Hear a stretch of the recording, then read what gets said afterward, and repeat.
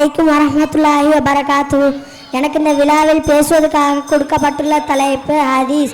ஈமானின் ஒரு பகுதி என்ன? கால ரசூலுல்லாஹி ஸல்லல்லாஹு அலைஹி வஸல்லம் அத்வரு ஷத்ருல் ஈமானி.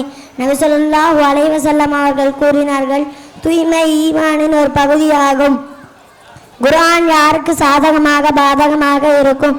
கால ரசூலுல்லாஹி ஸல்லல்லாஹு அலைஹி வஸல்லம் குர்ஆனி ஹுஜ்ஜத்துல் லக அவ் அலைக.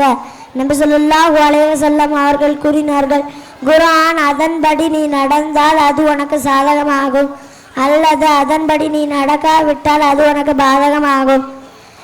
அனைத்து பாவங்களுக்கும் அடிப்படையானது எது?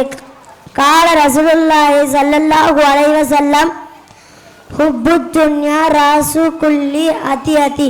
நபி ஸல்லல்லாஹு அலைஹி வஸல்லம் அவர்கள் கூறினார்கள், உலகத்தின் மோகம் அனைத்து பாவங்களுக்கும் அடிப்படையானது ஆகும்.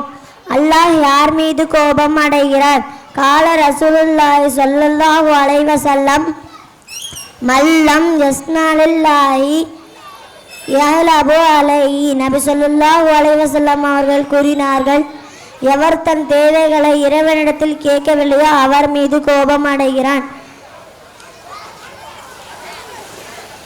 சுன்னத்தை புறக்கணித்தால் ஏற்படும் விளைவு என்ன? கால ரசூலுல்லாஹி ஸல்லல்லாஹு அலைஹி வஸல்லம்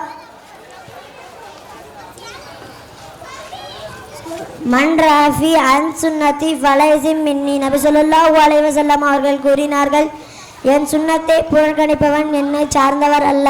அஸ்ஸலாமு அலைக்கும் வரஹ்மத்துல்லாஹி வபரகாத்துஹு.